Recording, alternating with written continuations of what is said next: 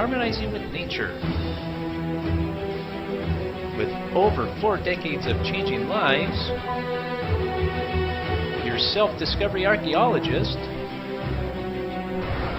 get ready to be the best of you with your host, Beverly Zymet. Hello everyone, and welcome to the Beverly Zymet Show, where being the best you has just gotten easier. My guest today is Paul, calling in from Essex, which is outside London, UK. Paul, it is so great to have you here. Welcome to the show. Thank you, Beverly. Thank you very much for inviting me. Great to see you. Yeah, isn't this a wonderful world where we can just like be on opposite ends of the planet and just come together like this, like we're sitting in each other's living room or something? It's crazy. It's all the borders, everything has been shifted. Just amazing opportunity. Oh gosh. Just great to have the technology for this time. Oh, technology. Yeah. It's wonderful when it works, Yes. but when it doesn't, not so good, right? Well, terrible. I won't even start. I loaded there's a new Apple iOS Catalina. I loaded it into my computer last night. And now half of my computer doesn't work, so I won't even get into the story. Oh no! It's driving me a little bit crazy. And so I spent most of my morning on the phone going, what's going on? Oh But gosh. when it works, it's a beautiful thing. When it works, it's a beautiful thing. Yeah, I'll tell you, it is. But and you know, with this whole mess that's going on the planet, you know, with everybody having to be kind of locked up at home, right?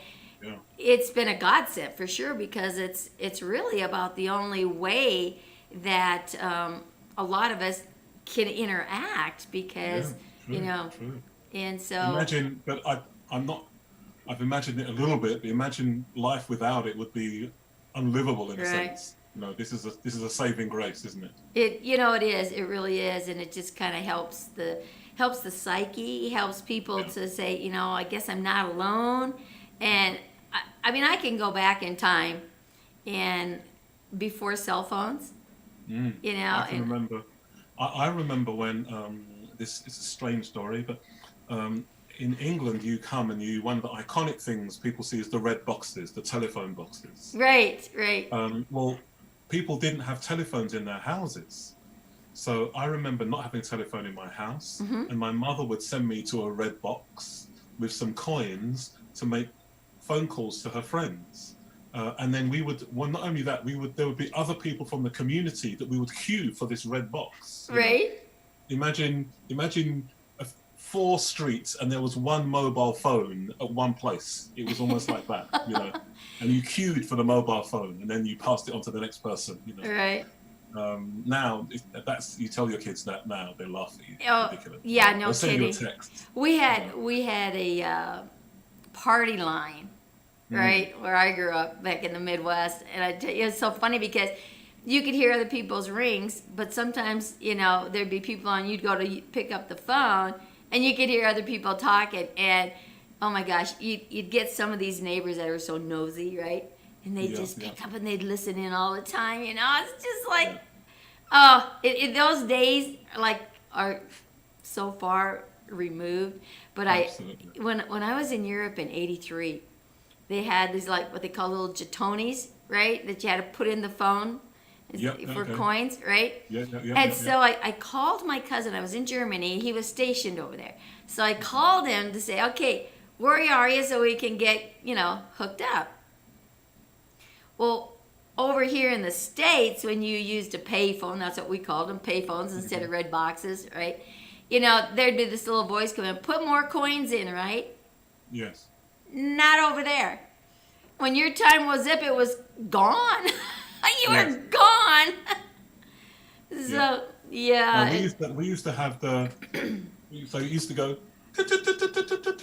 and that would last give you about 10 seconds to put coins in. And then when I think about it now, the coins were 2 pence, and the 10p. I mean, other people would, you know, so now those two things are totally and utterly different shapes. They wouldn't exist. The ones I use probably don't exist now, you know. So. Right. I'll tell you, it's interesting to see how fast the world has come, because, you know, you think back, what what did we do before cell phones, right? And these kids coming in today, they have no clue what non-technology is, and It's crazy. Even just looking, someone sent me a picture the other day of things from our childhood, and even the telephone. I mean, the thing that was on your desk and you pulled it up and it rang, and the rotary dial. the rotary, kids look at those now and it's like, what is this thing? I remember this thing where, and this was, I think it was called the trim phone. This was the same rotary stuff, but it was, if you had one of on these, a little handle where you could yeah, turn. you were posh if you had one of these. Now you're like, what is that rubbish? I remember going to my grandma's house and she had one of those old boxes that were on the wall that had that little mouthpiece come out, you picked up the little handle, and then you had to crank it, and we always wanted to play on that, so we'd call my aunt who lived just like a half mile or a quarter mile down the gravel road, right? But we always wanted to play on that thing because it was so different. It's just. But I think the beauty also is that when we think about it, is just how wonderful we've adapted as human beings to it all. Right. We've just gone, we've had that time, but then we've moved to technology. I mean, there was a time when we were told, that there's only the youngsters could work computers, but now that's not true. Now everybody, I mean, right. Especially with this lockdown time, I bet a lot more people over 70 in England are far more computer literate than ever before. Right. Because this is the only way of communication. So I think it's, I often marvel at the adaptability of human. There was humans in the 15th century, whatever century, wherever we've been in time. Right. We adapt. When we use you do, and it becomes second nature, and you don't think about it until you start talking in a conversation like this. Oh my gosh! And it seems so long ago, but it really wasn't that long ago. And it just seems like technology is moving so fast now, and with the virtual reality worlds, oh my goodness. Crazy. Yeah. There's more to come. And that's turning into the normal now, is the virtual reality. I'm actually working with a gentleman that we partnered up on the virtual reality that's all business. So we take you into the business format where we're doing networking, and we can network all over. And this coming weekend, we're actually doing an event where we have vendors at tables and stuff. You have your little avatars in there, and everything is a clickable item. It's pretty well decked out. And now we're doing stages that you could speak from in there and everything. Fantastic. But that's where it's going, But do you find, I'm finding that despite all of it, we crave community. We crave, the whole idea of social distancing and basically not touching, it's a thing that keeps babies alive. This exactly. This absence of that, despite the beautiful technology, I think the need still exists. People need people. They really do. And I agree with you 100% on that. And that touching thing is so real. I mean, when you study the mind and the brain, right, and the whole psyche, the whole psychological element of the human, when you keep someone distanced like that for 6 weeks, it really begins to play on the mind and on the brain, and it creates instability. And right now, because of that, we're past that 6 weeks even. There's a lot of suicides. I mean, suicide rate is just off the charts, totally off the charts. It must be horrendous if you're alone. I mean, I'm married.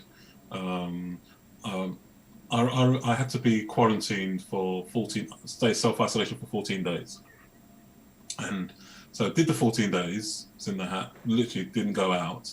And then I was now I'm allowed to go out.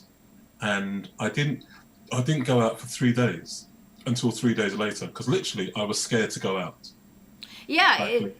So someone said, okay, go out, you can now go out. Right. But I was like, I don't want to go out. My mind was going, no, there's something out there. That's right. It's that whole stress thing, that again goes back to Neanderthal man, and it's like, if I leave the cave, there might be a bear behind there or a wolf back there or something's going to get you, right? Absolutely. And so it's those stress hormones that are being released. And when the body is under that much pressure with fear, and all those stress hormones are releasing and releasing and releasing, the cell memory begins to change. In 45 days, you have a new program that begins to run on automatic pilot. And that's where the damage is going, because the fear has gotten so out of hand. It's crazy. I haven't owned a TV in over 30 years. I do not listen to the news. I know what's going on out there, but I don't get drawn into any of that. And people are just like staying glued to that TV or that radio because, oh my gosh, it's their lifeline, and not healthy. I don't watch the TV, but I'm on the internet, so I know what's going on. But Right. I actually sort of edit how one of the things I don't watch the news. I don't sit there and watch. I think I have it. So my wife watches the news, and I hear it, and it just sounds really depressing. And it sounds. Oh, it's very depressing. It's not. It's control. It's not controlled. It's not. I'm not saying they're controlling it, but like, it's just an agenda. It's just like news. They're giving me what I want. I'm like, you know what? I'm gonna take this in the portions and proportions that I can take, and I'm not gonna. And the headline isn't going to be the death rate every day. Right. And then, oh wow, it's like a competition. And then I know, isn't that crazy? And now they've taken into repackaging it. So they'll go, well, the world has got this number, but the country's got that number, and the region has this number. And then by the end of it, I don't know which number means what, by the way. All I know is that there's lots of hurting people around the planet that someone's making entertainment of. And I don't find that very... I don't find that. Well, it's so sad that it's someone else's unfortunateness.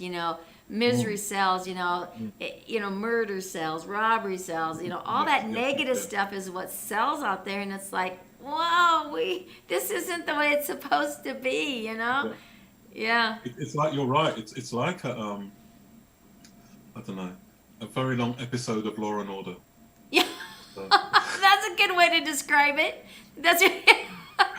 Yeah, it's time for the season to end, right? Yeah, it's time to, and you wake up in the morning with previously, Yeah. and then you go from there. There's got to be but I think the beauty is in terms of what you're doing is that you re-communicate, you're talking to people, and we inspire, we give people hope. Well, it is don't about wallow in the news, because the information is the information. The information is the information. Yeah, and who the heck knows whether it's true or false anymore, right? So it starts to go into the inner work. That a lot of the work that I do is all about finding your true identity. What is your truth? Not the truth that's being around you, regardless of what it is, whether it's the news, whether it's the internet. It's finding that inner truth and that belief in who you are and in what you want your world to be and what you want your world to look like, because you can create your own destiny. You don't have to live off of someone else's destiny dream. It's finding your dream back and just being that. And if everyone would really start to focus on themselves, what their dreams are, because we don't dream in destruction. That's not what the human element is all about. Watch a child. Watch them play. Ask them what they want to be when they grow up. It's not what this world is, right? And we need to get back to that. The future is exciting for them. The future is wonderful. Unfortunately, as we get older, other than not you, because you're very exciting and I love your passion, but you've watched and experienced and human beings that they had hope has been trampled. Yes. And so their reality is, the escapism through maybe alcohol or whatever it is, because their hope has been trampled, and now for them there's no hope because they hoped before. Right.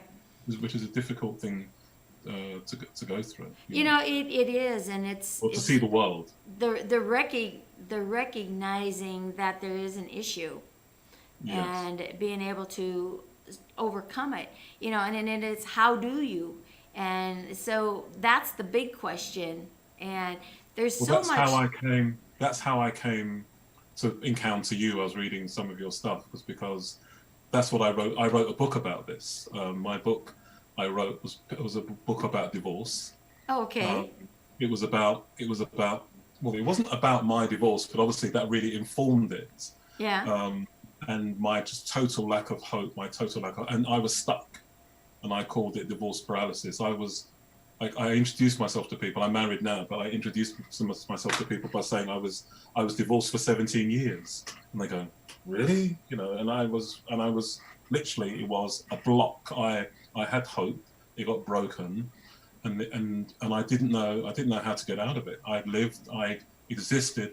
If I told you that during my blockage, I was a single pastor for a church that was, which I still am, which I was dealing with other people's problems, Right. and being inspiring and being hope for their lives, then I would get home and have my own suicidal thoughts, roll up in bed for 3 days. My life was a mess. You know, it was a very sort of. Yeah. You know, I think and Carry on, sorry. that's part of that loss of identity, right? Yeah. We know what we think we have to be out there, yet in here the conflict is so tremendous, and we don't know how to merge these two worlds together, right? And you know, and it can be challenging. And you know, I mean, I went through, you know, my whole thing because I was right there on that edge of suicide myself, right? And because of identity crisis and stuff, and I was so full of anger. Oh my God, I had so much anger, and you know, once I started releasing that, and I'm telling you, back in the 70s, there was none of this, you know, stuff that there is today. There was nobody to talk to. And if you did mention it to people, they looked at you like deer in the headlights, you know, or they'd tell you, "Oh, you're crazy. That's not true," you know. Well, when you start to understand where the psyche is in the belief system and how each of us is individual, and we interpret our viewpoint of everything from the database of information that we have, right? So when you experience something, you interpret it and internalize it as your truth, regardless of what it was. Now I've got 10 siblings, and I'm the second oldest, and I always find it fascinating, even till today, where we all get together because we're a very close knit family and we're spread all over, but we always get together, and they start talking about things that happened, you know, when we were kids out in the farm and all this kind of stuff, and I'm listening like, were you sure we're on the same place? Because I don't remember anything about that in the way that they described it, right? You know, and then you hear another sibling say, no, you got that wrong. That wasn't then. This is what happened, right? You know, so you got all these different viewpoints of the same event. Yeah, 10 different lenses of the same event. It's crazy. And every one of them is fact. That's right, because it's your truth. It's your truth. You know? So it's even more than that. It's your truth, but it did happen. Yes. It's just what you saw. Yep. There's maybe, you know, because we have different filters and different things, and so we see things we see it different. We feel it different. Yeah. You know, the mood you're in. For instance, men and women. I know this might sound, I don't want it to sound sexist, but when I was divorced, I did it as a man, so I didn't talk to anybody. Yeah. I didn't talk to anybody because this was weakness. This was pathetic. The fact that I'm having this conversation with you is like it's a growth thing. You know, I wouldn't, because I'm supposed to be the man. I'm supposed to be earning the money. I'm supposed to be amazing. I cannot break. I am strong. Well, you know, it goes back into that failure. That, you know, being a failure, being judged, being rejected. Yeah. Oh, yeah. But the thing is that you're right about that. But the thing is, the person that's doing the most of that stuff is actually ourselves. Oh my gosh, yes. You know, Yes. so it's the self, because I'm very much about the self-talk. The most powerful is the self-talk. But you know, you say sticks and stones may break my bones and names will never hurt me. Ridiculous. And we always used to think that it was other people's voices and opinions that really cut us down. But actually, it's when we're lying in our beds or whatever, reflecting, it's the stuff that we say to ourselves that's probably the most debilitating stuff ever. You know, we just need to talk to ourselves better. I tell my clients, you know, get in this conversation with yourself out loud.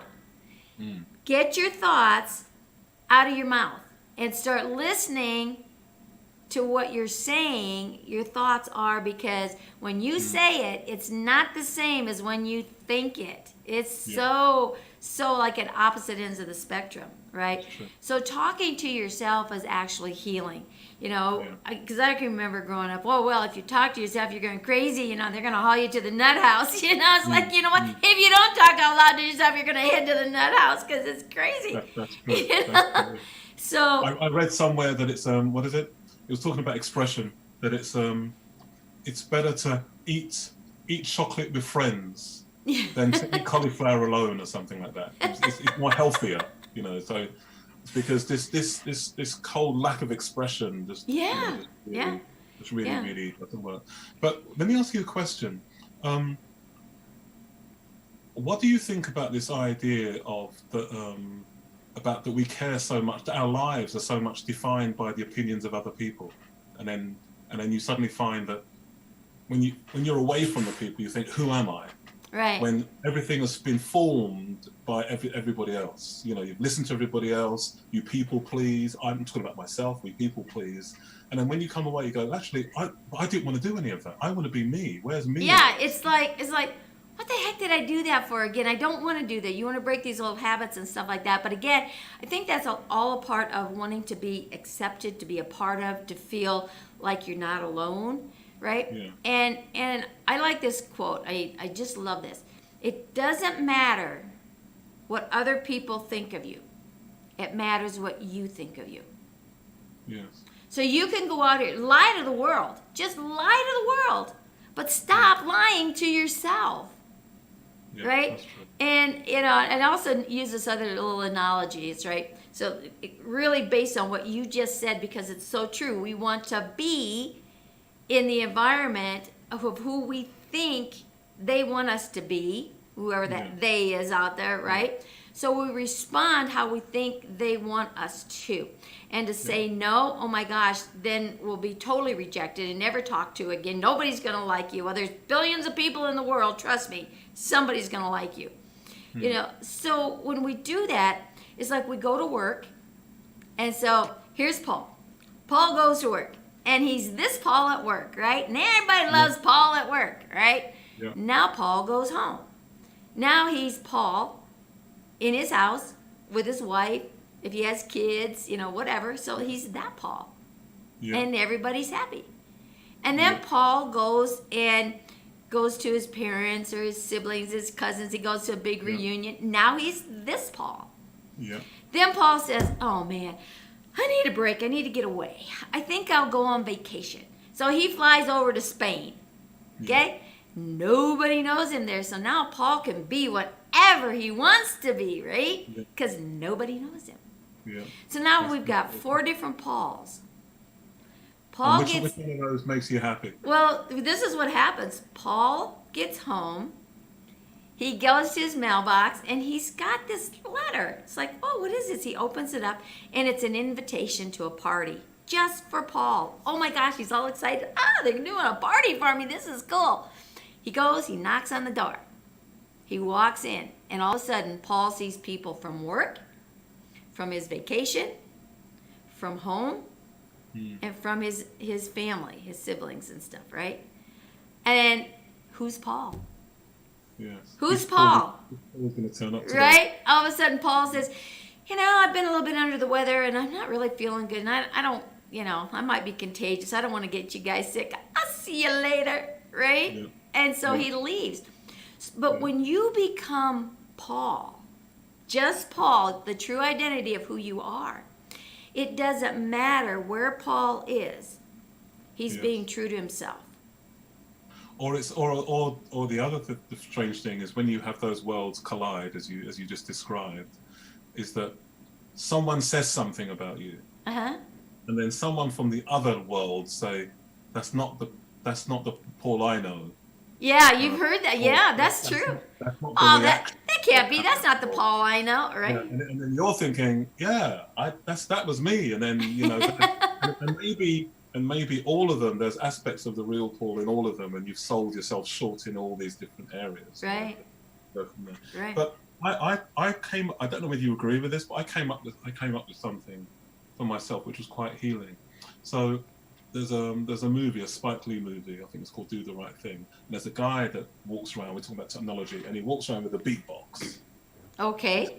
He's got this beatbox, and then when he's walking towards people, he turns it up, and it's like this loud music. He's got it there, and so this image really stuck with me, because I now think of like a lot of us, we probably did some counselling at some point. I did some counselling because I needed something, and I found that some of it was helpful, but some of it wasn't. And the bit where they go, "What happened in your past?" didn't help me whatsoever. Right. And so I found that there's these voices, there's a negative voices that are talking to me, that are debilitating, that are not really helping. The esteem, low self-esteem issues, probably terribly. I don't know why it is, but we remember people will say 100 nice things, and we amplify the one horrible thing. Exactly. And we'll do that. So what I found is that the best way to deal with it, before I was dealing with the self-talk, and then in the end I couldn't deal with this. But what I was able then to do is to read, get affirmations from different places, read quotes, read positive, listen to positive stuff, and actually turn it up. So now I decided that I couldn't fight the volume here, but I could increase the volume on the other side to drown out this nonsense. Sure. Because this nonsense is always going to continue. And no matter how much amount of counselling I'm going to go through, this voice is still going to, I can still hear, I went to a school of 1,200 kids. I was in Essex. People in England will know this context. In the 70s, I was the only black black person in my school. Oh, wow. I can still hear the voices. I can tell you them all. They're not very nice voices, but they're very, very clear. And so I tried to turn that down. That didn't work. But now, you read more, from, lots of different positive stuff. I read the Bible, John Maxwell. There's lots of really affirming stuff that I have to listen to drown this out. So I found that this solution almost, and also appreciating the present a lot more. Because when I was growing up, we're dealing with the past, so you've got to learn from your past. You've got to learn from your past, and we must improve for the future.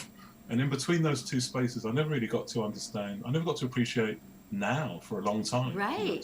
Today is a fantastic day. This moment is an incredible transaction. Just this moment. Doesn't matter what happened. Just now. Just breathing. Right. Right. And our new term in England is mindfulness. But you go on a holiday, and then you go on this holiday. It's a great holiday, and then someone says to you 6 months later, "How was your holiday?" And you say, "It was great. It was wonderful." And it was only in the recollection of the holiday you realised how beautiful the holiday was, because when you were there, you weren't as present in it. It was hot, but you didn't really enjoy its whole amazingness. Just slow down, and that's what this COVID time has done. I think it's taken us down. Time is still moving fast, but it's taken us down a tempo. Maybe it's our natural tempo, where we can actually just appraise what's around us and go, do you know what? That's beautiful. That's a beautiful flower. That's a beautiful. More conversations that we're having than ever before. My wife says I talk all the time now. So, You didn't talk before so much, and now you just don't shut up. That's me right now. Yes. Yeah, it's interesting. There's so many extremes when it comes to that, and again, it's we have to find something to take up that time, because the normal things that we go here and go there and the busy being busy things aren't going on. But it's interesting how you described that voice. It's like, okay, I have all this negative stuff, from my past that's telling me all of this stuff, this chatter that I don't want to listen to anymore. So I turn up the more positive, right? So it gets louder and louder and can drown out the others. It's your subconscious that stores all that. And again, it goes back into that database of when you grew up and the things that you learned then. All that information is coming in, it's going into the frontal lobes, right? And then when you reach that age of reasoning, you begin to put the things that you know in conjunction with the things in the mammalian brain, which is your emotions, your feelings and stuff. And then you start to cut and paste and things go into your database. But your cell memory has that. So as an adult, things that you responded differently or were told differently when you were told no, or that wasn't right and this was wrong and this was good and that was bad and all these different things, you're trying to build your life out here, right? And you have different information and exciting and it's fun. Yeah, I want to do that. Okay, sign me up, right?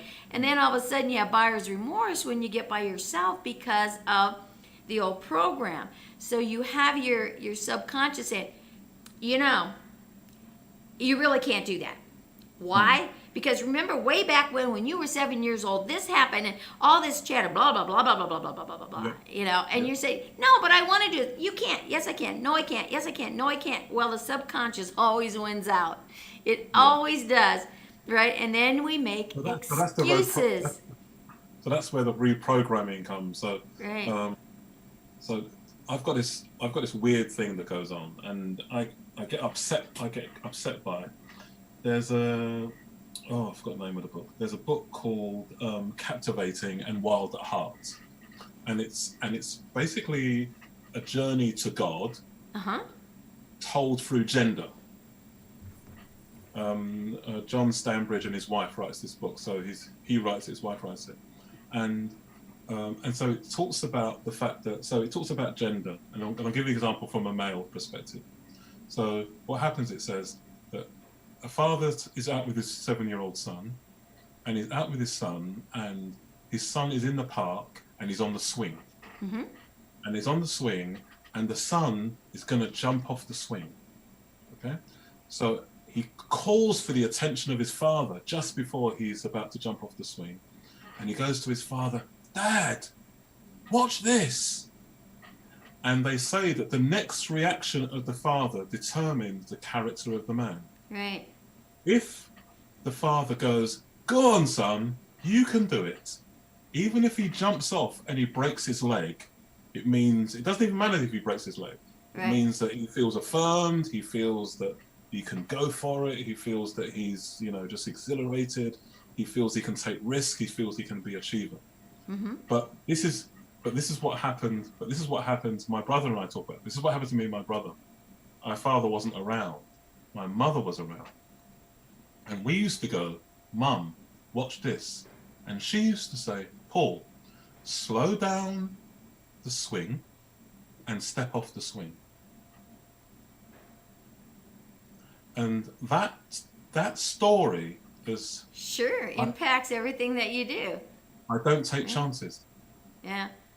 I don't take chances. The risk was to jump off the swing. Now, before I do everything, I check everything, I slow down, I step off the swing. That's so true. That's a great analogy. Yeah, and it is true, yeah.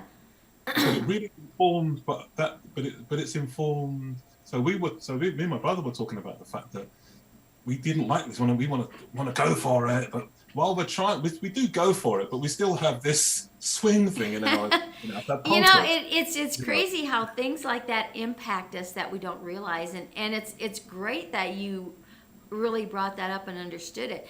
I'm hearing your story on this swing thing, and it's like, this is amazing, because I can remember we had the old swing set that had like the trampoline on it, and I was oh man, I'd try anything once, and if I loved it once, I'd do it again. and I still that way. But I'm on this trampoline and I'm swinging really hard, right? And then I just let myself fall backwards, and my legs would slide down the chain and catch my ankles, right? So I always wanted to be like in the circus and be on the trapeze, right? So I was playing and I'm doing this, right? And I had it down to an art, right? And it's like, Mom, you got to come out and watch this. Same thing. It's like, Mom, right? So she comes out and she's watching me swing, right? And as soon as I went back like this, she thought I was falling off, right? And she's screaming while I'm sliding down, catching myself swinging, right? She just like almost had a heart attack. Right? And then, and then I stopped and got off and I said, wasn't that cool? And she goes, don't you ever do that again. And it's like, absolutely. Okay, Mom. But understand it from a parenting, from a parenting standpoint, she acted correctly, but no one would know that psyche, that one situation would move me. Well, it's interesting the way you went with that, and I went just the opposite. I was such a rebel, and I continued to do it. Mom never saw me. That I knew of, but whatever. And it's interesting. The daredevil, stuff that you take, and it's like, hey, I'm going to go jump out of an airplane, and people are like, are you crazy? It's like, I am, and it's fun. But let me try the opposite on you and see your reaction to this. I could be wrong or could be right, but this is the female. So evidently, his wife, and I forgot her name, it's a really, I think it's Lisa, I'm not sure. His wife tells a story about women, about the lady. So now we're talking about the valor of the man. That's that story encapsulated. Right. So what happens is you're say you're 8 again. It's Sunday. I can imagine in your house the 10 siblings. You're getting ready to go and visit an auntie or an uncle somewhere else. How you're gonna get there? And you're putting on your best dress. Okay. So you put on your best dress. You're 8. You're walking down the stairs, and you see your father at the bottom of the stairs, and you say to him, "Daddy, do I look beautiful in this?" And evidently, the next reaction determines your beauty. That if he turns around and goes, "You look amazing, you look wonderful," right, then you feel wonderful, and that imprints and impacts your life. It does. But if there's any hesitation in it, if there is, well, I don't fit those socks, make sure you put your shoes on, or any form of other thing other than yes, that equally puts you down and that same way I told you about the swing as the imprint is the same way that has the imprint as well. I'm just quite profound. I think it's quite profound how those little things make such a massive difference. It does, and it's great that we're talking about this, and I hope you guys out here listening are loving this. Comment below, what memories are you bringing up from your past that are still playing who you are today? Because it does kind of mold you, into that, and what are you saying to your children? What are you saying to your grandchildren and stuff like that, right? It's huge. It's very huge. And it's opening those lines of communication, but thank you, Paul. But then having said all that, you're now talking about, it's now you're fighting your 30, 40, 20 years.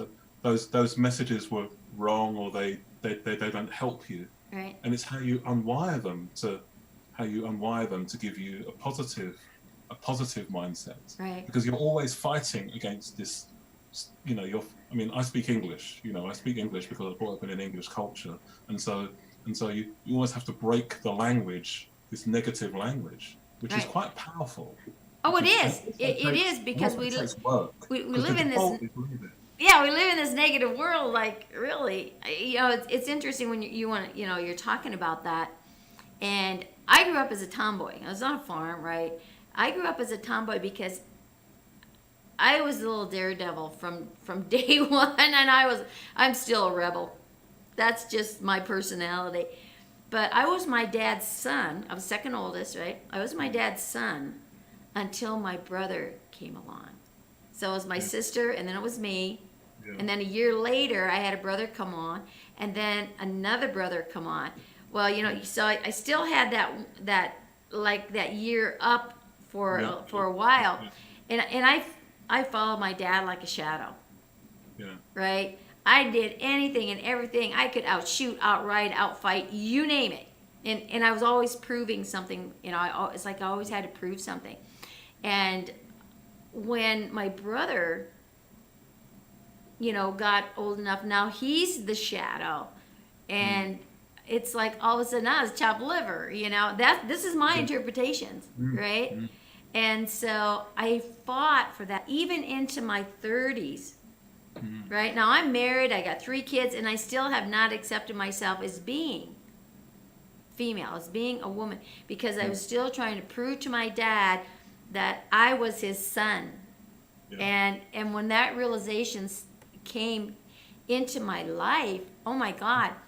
And when you finally stop having to prove something to the world, to anybody else, and you surrender that, and that again is part of finding your true identity of who you are.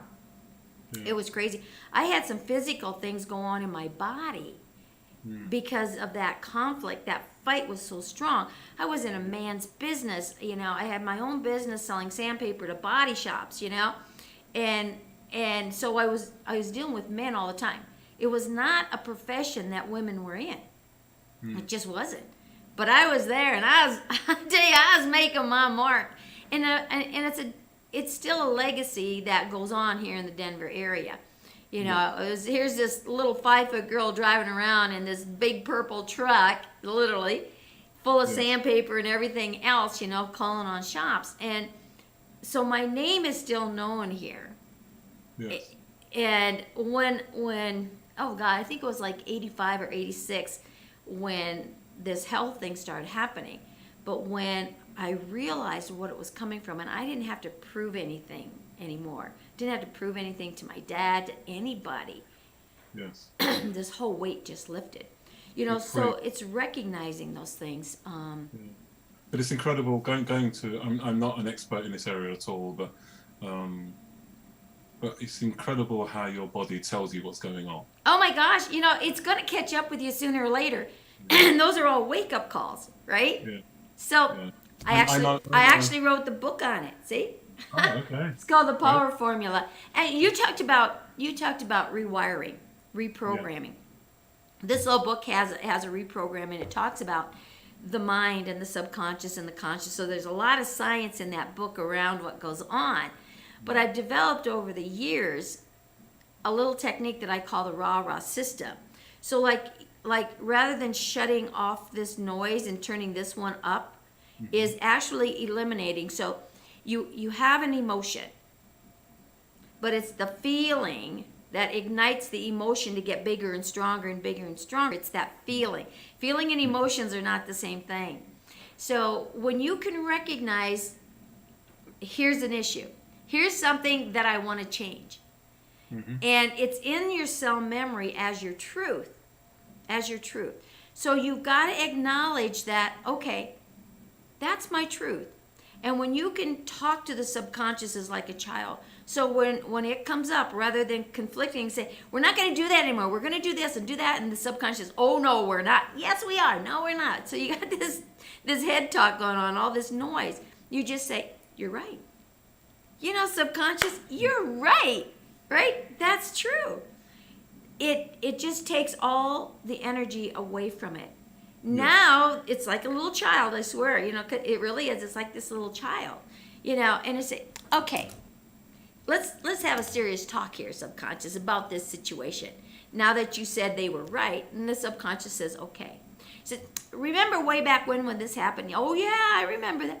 We had this little candy bar. It's like this little candy bar, right? And now this candy bar is 30 years old, right? And it's like, you know, there's been some really cool stuff going on. And I have this candy bar now. This is bigger and better. And it's got all this really cool stuff. And it's got nuts in it and everything. Really? You know, the subconscious is now getting excited. Yes, so it's like that old database isn't true anymore. It's like, you know, this stuff is so old. Let's just throw it away. And you surrender that because it doesn't serve purpose. And you say, okay, now this is the new stuff. You know, I am powerful, I am this, I believe this, blah, blah, blah, blah. All of this new stuff comes in. And it takes over the cell memory. And when you continuously do that, it's an automatic reprogram. And it can happen in less than 30 seconds by just running those 5 steps. Recognize, acknowledge, release, replace, and then accept it as your new truth. It's that fast. And that's one of the things that I tell in the book, you know, is how to use this raw system. And I'm actually doing a course on the book to utilize it every day and to really bring it into play. It's powerful. It's very powerful. You know, and there's a lot of different modalities out there. There's different ways of doing things, you know, but again, you got to make it fun and you got to want to do it, right? And that's what the whole theme of the show, being that best you that you can be, is so that every step of the way, you're not broken. You just get better all the time. You know, and it's like you say, you know, as a child, you know, you're coming up and you get all these great things as a child because you're trying this and doing that. And then all of a sudden, that mold that was created from being told, slow down the swing, step off, you know, all these little things that, oh, this is how life has to be, doesn't have to be. Now you can redesign it, but how do we redesign it? You know, and it's rechanging the program. It's moving the old program out of the cell memory, out of that soul cellular structure. You know, you've got things that even come down through your DNA from generation to generation. I'll tell. Go ahead. Go on, carry on, Beverly, please.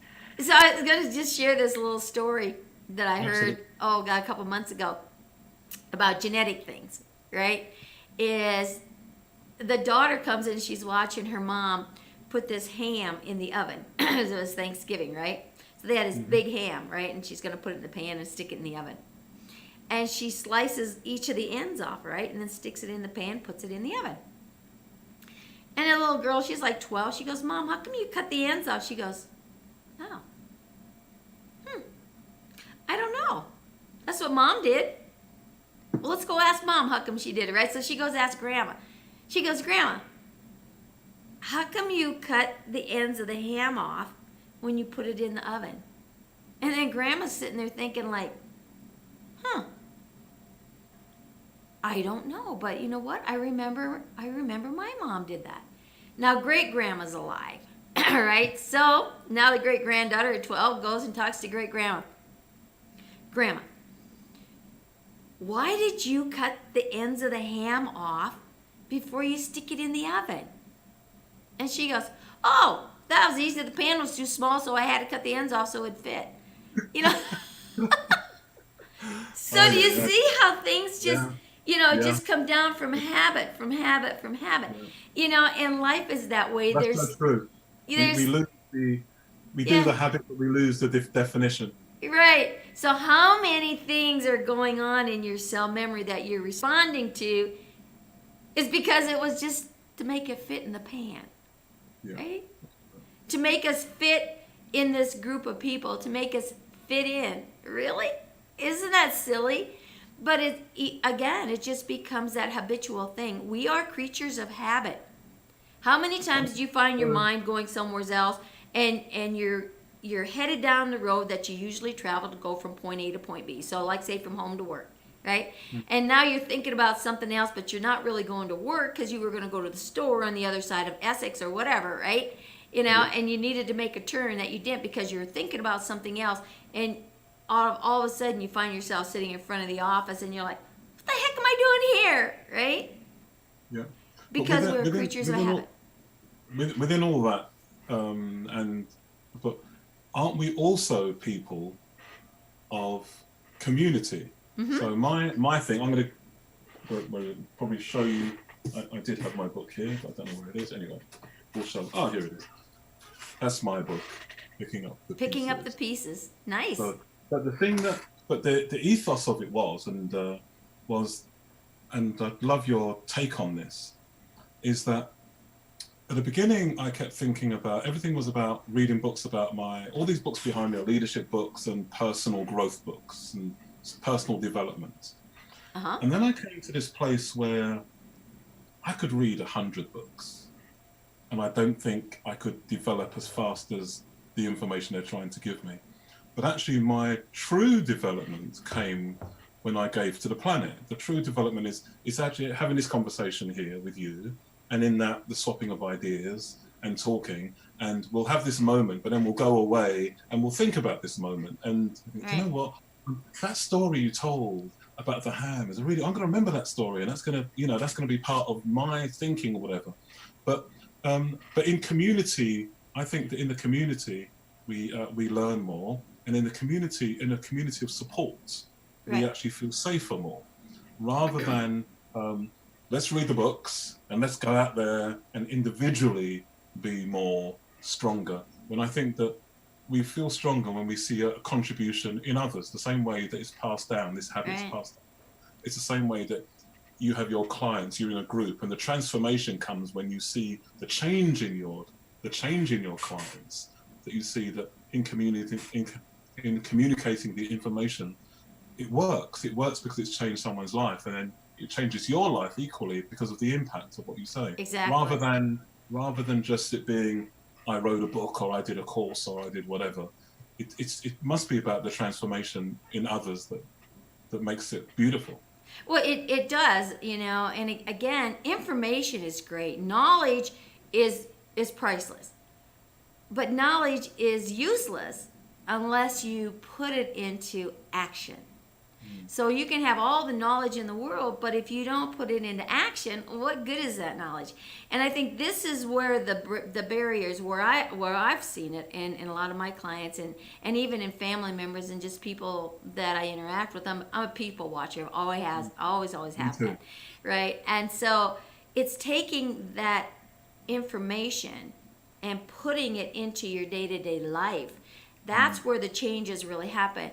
And that was one of the things that I noticed most when I was doing, going to different workshops and stuff. You're getting all this great information, and it's like, whoa, this is powerful, and everything else. So you're waiting. It's like, okay, they're going to tell me how I can use this, how I can, fit it in here, and then it's over. And you go home, and you're all psyched up, but it's like, oh my gosh, when they said this, how the heck am I supposed to bring this into? And so that was one of the things when I started doing my own workshops, started teaching classes and stuff like that, is I was never going to let anybody walk out of that room without knowing how to take the information that I shared with them and put it to use. And that's what I did in this book. All the information that I did, you come to the last chapter and you've got the rah-rah system. And I've given you 3 different ways to utilize that rah-rah system. And I'm also doing a course where it'll be a daily course where you break everything down, for 6 weeks and really incorporate it into your activity of the now, right? It's putting that into action. I'm an action person. I'm always action. I never stop, right? So when you've got to do that, and it's that how do I do this, right? One of the amazing, thank you so much for sharing that with me. But one of the I also I'm marriage counselling a few people at the moment, and I said something to them. Let me go backwards. So the core to my thinking and the core to my book is very much that healing happens when we heal other people. Oh my gosh, yes. When we start to input into other people, when we don't focus on ourselves, that there's a release that happens in us as we are trying to heal other people. And so that's the core, and that was the breakthrough. Actually, the breakthrough of my divorce experience was when I started to counsel other people who had divorces and other people going through marriage crisis. Someone asked me to do I'm this divorcee, and someone asked me to come and do a marriage workshop, and I was like, "You're ridiculous! I've got a certificate for divorce." And I went, no, you have the best. We think you have the best stuff to teach us how to stay married. And so, and I had to write it down, and I came up with my title of my workshop was "I Wish I'd Paid Attention," I'd look Oh back. wow! Oh my gosh, that just gave me chills all over. Oh, Yeah, that's like almost to a punch in the gut. I wish yeah. I would have I listened. wish I'd paid attention. But what I was Yeah. doing, I was looking back at it, and I knew the fights I was winning, and I knew where I was right, but I missed parts. There was things that were being said to me that I wasn't listening, because I mean, you Right. have 10 siblings, so I can imagine, because I have 6 sisters and a brother, so I can imagine that when we get together, I'm the eldest. We're arguing about anything, okay, Right. but we're actually arguing in the same order. So everything. So the dance is the same thing, and then someone gets upset, and it's always the same person that gets upset first. And then someone says, "I can't take this anymore," and it's always the same person. And you could be arguing about any subject. All of you have Right. this dance that you do. There's always the same person that storms out. Yep. There's always the same Yep. person that comes, "Okay, guys, let's just listen to each other." And then, there's always the same information that goes on around and round and round, and it's such a beautiful symbiotic relationship. And so one of the things I found is when I was looking at this marriage thing, I realized that I didn't listen, because we were doing the same dance all the time. Right. So Yeah, it's I that blah wanted blah to win. blah, Yeah, right? I wanted to Yeah. win. I wanted to, and then it's always blame. So this time there was no blame, and I looked, and I was able to pick out bits that maybe I would have never seen if I was still married then in that situation. I would have never seen it. Right? No, you wouldn't have. Yeah. Able to look back and go. There's a book by Larry Lischfalter. He says that sometimes we can only see life we can only see life backwards. That life is myopic, so we cannot see what is right in front of us. That it's actually Right. looking back and see the trail of how we got to these places. And so one of the things I learned was that impacting in being asked to do the wedding, the marriage counselling, I suddenly realised that what I was that I was talking to someone. Say there was 10 bus stops. I was at number 4 and they were at number 2. Mm-hmm. And I'm simply telling them what's going to happen at number 3. And I was just a bus stop ahead of them. Right. And I was able to just take them on this journey. I wasn't more. If you don't want to go bus stop number 3 and number 4, maybe you should pay more attention in number 2, right? Absolutely, exactly right. Yeah. One of the beautiful things that really, so recently I was speaking to this couple, and the beautiful things was in the middle of their counselling, so they haven't reached amazing marriage together, but their eyes blew up when I said, listen, what I want you to do is to look around your friends, just look around somewhere and find someone whose marriage is in trouble, and I want you to mentor them. And you could see them, they started talking, and they were like, oh yeah, the so-and-so. But actually, as soon as they did this, they came together. They really came together with the little stuff that we talked about. Uh-huh. And so now they were going to impart it. And you could see in them talking about the idea of them mentoring that they were communicating better. What do we tell them? And then they started even speaking, their voice changed. Right, isn't that amazing? Adversarial, they were like communicating together. How do we deal with this project? And it was an eye-opener for me, because it was just a great idea. But when I saw it in practice, it was phenomenal. Yeah. And it is that communication. I think that's probably one of the hardest things for people to do, is to communicate, because they're afraid to actually speak what their truth is, because they don't want that other person, I don't want to hurt anybody, so I just, keep it in myself. Nobody's going to know what it is that you're feeling and what your thoughts are and what what it is if you don't communicate. Make a pact, have an open line of communication, and with your kids, listen to your kids. That's one thing, growing up where I was, and it was a strict German Catholic religion. 12 years parochial school, right? And you just shut up and sit down, right? Because, and so you didn't have that open lines of communication, and that was one of the things that I had with my kids, and I still do, right?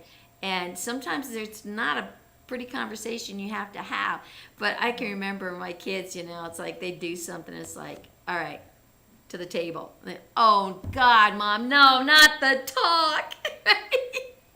Can you just ground me or something? They didn't want the talk. Sometimes the talk The talk is more is more frightening than some physical discipline or whatever it is they do. Well, themselves. I would make them choose. I would make Yeah. them choose their discipline. They're always harder on themselves than I was. But again, it is really paying attention to life, paying attention to yourself even, and what you're doing and what's going on. And you mentioned something here a little bit back, how we heal ourselves from how, when we're working with others. Your student is your greatest teacher, Yes. right? That's And true. your teacher, also you become, their greatest teacher. But that's the beautiful. I think, that's one of the beautiful things about these conversations is when you speak to people who are teachable, because then Right. the world has so much to Well, if you teach us and to if give. you could make every conversation a conversation like a mastermind, because in a mastermind, everything's game. Everything's on the table, right? You just throw it out there. You don't take anything personal, because now you're creating something here. So everything gets dumped on the table. Everybody's, information, their ideas, everything gets dumped on the table. You say anything you want in a mastermind because it's open game, right? So if you could take every conversation that you have, whether it's with your children, with your spouse, with your boss, as a as a mastermind format, then nobody gets hurt, nobody takes it personal because it's just dump, dump, dump. Okay, now we got all the pieces on the table. Let's take this out and let's make this perfect thing, right? Yeah. And then everybody wins. But we begin to take things personal, and that's another thing I tell a lot of my clients and stuff is that don't take it personal. Well, how do you do this? How do you do this when somebody says something like this and says something like that? It's their problem, not yours. Don't take it personal. Don't take it personal. Yeah, what do I say? I say two things. One of them is that I like to play tennis. So you hit it to me, I'm hitting it back. I'm not taking it. And the other thing, Yeah. you speaking about earlier about people watching. Yeah. I used to love going to airports and watching these beautiful Oh my gosh. people walk around Right? with their luggage. And I always noticed that probably the very beautiful women knew how to get people to lift their luggage. And somehow there'd be a moment of helplessness, and there's always some guy that's willing to go, I'll help you. See, I'll help I was just the opposite. Like I said, you. I stretch to reach 5 foot, right? So I'm 4'11" and 3/4. That 3/4 is important. And when I was hauling for selling sandpaper and stuff, I had boxes, cases of tape. I had rolls of paper. Man, I'd carry a lot of stuff because I was used to throwing hay bales around out in the field and everything, Yeah. And the guys would come, hey, let me carry that for you. It's like, I got it. You want to do that? Take that or something, because I just felt that, I guess, I was instilling that I had to prove myself. Yeah, Right. it's empowering. Not But anymore. but- Somebody but says, you want me to get that for you? Oh, hell yeah. if you've lifted enough hay, so you lifted enough hay and sandpaper. But the reason Right. I was telling the story was that I remember seeing the image, because images are really important to me. I remember seeing the image, and the image to me, if I took from that, was that I don't lift other people's heavy luggage. No. I don't. No, don't. So not- whatever they say, I'm like, no, I'm not taking that. No, I'm not lifting that. No. Yeah. I'm I can not help going- you get rid of that luggage. Yeah. However, I'm not going to carry it with you, right? But we do. I mean, and I have done, and that's why I had it as an image, because Right. people will say something. I mean, I did this thing. So I went to a church, and it was 300 people, and I preached, and there was lots of new people and all the rest of it. It was quite vibrant. Anyway, so what you normally have to do as a visiting speaker, you have to stand at the door at the end, and you have to say hi to everybody. And this woman came up to me, and she said to me, everybody's going, oh, Paul, really enjoyed it. He said, really enjoyed it. So this woman came up to me and said, thank you for that very short sermon. Okay? That's all she said. And she walked out of the room. Okay? She's gone. If you asked me, what did I preach about? All the details of all what was going on, I cannot tell you. All I can remember is this woman coming up to me And saying telling that, me right? how was it. Now, why have I majored on the negative? Why have I lifted that luggage? What I should have done was, forget you, there's 299 other people who said amazing things, by the way. But I've remembered the one, Right. the luggage, Right. which is not, so it's Well, this, it's so true, that statement where they say, the impression that you make on someone, people may not remember where they met you, what your name is, or anything about you, but they will remember how you made them feel. yes, yeah, Right? yeah, yes. That's really important. Yeah. Oh my gosh, Paul, we could keep on talking about Well, this you've like made me feel, forever. yeah. So, Thank you for your time. I really appreciate the fact you that know, we got this has been a great show. God, all you guys listening out there, comment below. Let us know what triggered you here. What memories, did you get just jiggled up out there? How did you respond to some of the comments? Let us know, right?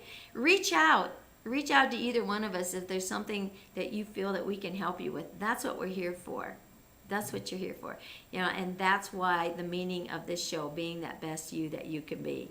So Paul, thank you again so much for being here. We just might have to get you on again and just start talking a little bit more about this, to give that direction and that guidance and that assistance to anyone out there, because we are here to serve you, to help you become that best you that you can be, right?